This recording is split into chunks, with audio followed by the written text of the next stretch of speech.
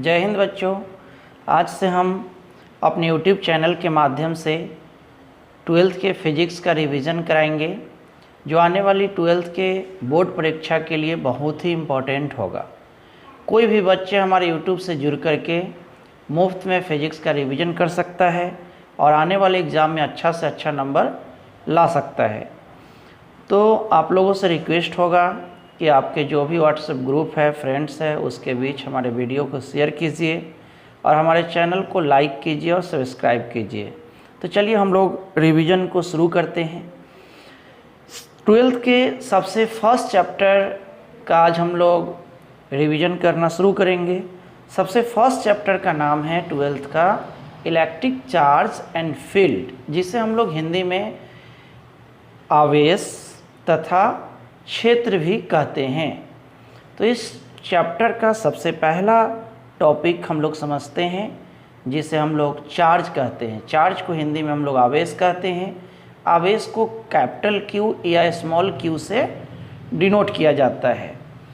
Charge का ऐसा unit याद रखना है, एग्ज़ाम में पूछ सकता है। चार्ज का ऐसा यूनिट होता है कूलम, और ये भी ध्यान रखना है कूलम को शॉर्ट में सी लिखते हैं, या कूलम को हम लोग एम्पियर सेकेंड भी लिख सकते हैं। नेक्स्ट है कि चार्ज का डायमेंशन क्या होता है। ये क्वेश्चन 1 या 2 साल पहले पूछा गया है।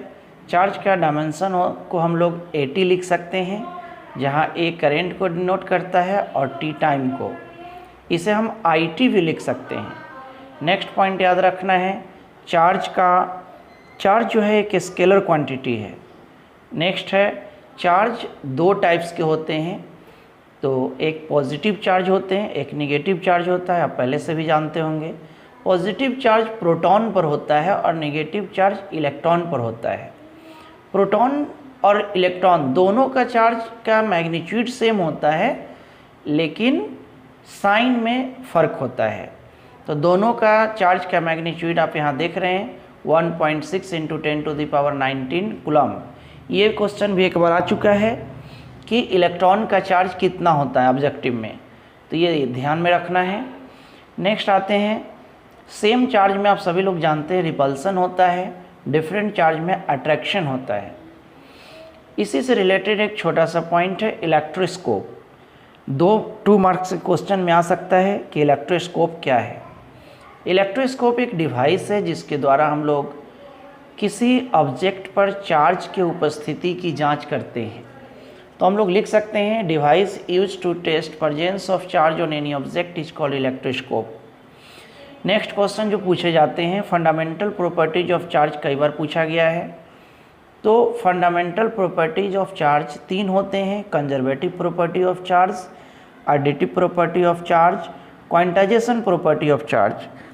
हिंदी माध्यम वाले बच्चे याद रखेंगे, आवेश के 3 मौलिक गुण हैं, आवेश के संरक्षण के गुण, आवेश की योज्यता का गुण और आवेश के क्वांटमीकरण का गुण। तो आवेश के संरक्षण के गुण क्या है, यानी कंजर्वेटिव प्रॉपर्टी ऑफ चार्ज क्या है। कंजर्वेटिव प्रॉपर्टी ऑफ चार्ज के अनुसार किसी भी आइसोलेटेड सिस्टम का चार्ज हमेशा फिक्स होता है, क्योंकि चार्ज किसी भी घटना में जितना पॉजिटिव चार्ज उत्पन्न होती है उतना ही मात्रा में नेगेटिव चार्ज उत्पन्न होता है। इसलिए किसी भी आइसोलेटेड सिस्टम का चार्ज हमेशा फिक्स होता है। चार्ज की इस प्रॉपर्टी को हम लोग कंजर्वेटिव प्रॉपर्टी ऑफ चार्ज बोलते हैं। नेक्स्ट है additive property of charge. Additive property of charge को आवेश की योज्यता का गुण कहते हैं, और ये कहता है कि किसी भी सिस्टम का टोटल चार्ज उसके अंदर उपस्थित सभी पार्टिकल्स के चार्ज के अलजेब्रिक सम के बराबर होता है। अलजेब्रिक सम कहने का मतलब है कि किसी भी सिस्टम का टोटल चार्ज उसके अंदर के जितने पार्टिकल्स है उसके चार्ज को चिन्ह के साथ जोड़ना है, उसके जोड़ के बराबर होता है। Next, quantization property of charge. Quantization property of charge बताता है कि चार्ज एक फिक्स अमाउंट में पाया जाता है, जिसकी वैल्यू होती है 1.6 × 10⁻19, और इसी के मल्टीपल के रूप में चार्ज पाया जाता है।